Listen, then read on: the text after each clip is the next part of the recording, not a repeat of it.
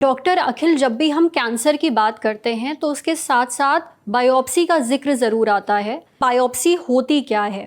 और जब हमारे पास ऑलरेडी इतने सारे टेस्ट हैं, ब्रेस्ट अल्ट्रासाउंड है, एमआरआई है, मैमोग्राफी है, तो फिर बायोप्सी की ज़रूरत क्यों पड़ती है? बायोप्सी ये एक ऐसा टेस्ट है जिससे ही फाइनल कंफर्मेशन होता है कि जो ट्यूमर है वो कैंसरस है कि नहीं। क्योंकि जैसे हमने सुना, एक ब्रेस्ट में कई तरह की गठानी हो सकती है। एक फाइब्रोएडेनोमा नाम से होती है, ये भी बहुत कॉमन गांठें हैं। खासकर यंगर एज में हो सकती है, या जब मेनोपॉज की एज आ रही है उस टाइम हो सकती है, तो ये फाइब्रोएडेनोमा होती है। कई बार जब फाइब्रोएडेनोमा एडिनोमा मैमोग्राफी या अल्ट्रासाउंड में पता लग जाए तब बायोप्सी की जरूरत नहीं।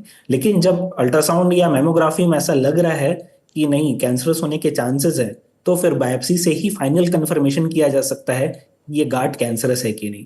फिर दूसरी बात, अब कैंसरस है तो किस तरह का कैंसर है, उसी से हमारा ट्रीटमेंट भी डिसाइड होगा। अब जैसे बात करें, बायोप्सी में कुछ हार्मोन रिसेप्टर होते हैं जिसको ERPR बोलते हैं, कुछ और भी रिसेप्टर्स होते हैं जिसको HER2 बोलते हैं। तो मिनिमम ये 3 रिसेप्टर्स को चेक करना ये बायोप्सी टिश्यू में जरूरी होता है। बायोप्सी कैसे की जाती है? बायोप्सी एक सुई की जात है जिसको एक या तो अल्ट्रासाउंड या CT गाइडेड बायोप्सी की जाती है। ब्रेस्ट के केस में usually ultrasound guided biopsy preferable होती है। तो ये एक सुई से बेस्ड टेस्ट है। इसकी एक स्पेसिफिक नीडल होती है, उस नीडल से बायोप्सी ली जाती है, और उस नीडल के थ्रू बायोप्सी टिश्यू को एक फॉर्मुलिन नाम से एक सैंपल होता है उसमें डाल के आगे जांच के लिए भेजा जाता है, और उस सैंपल को मोम के टुकड़े वैक्स ब्लॉक में कन्वर्ट कर लिया जाता है।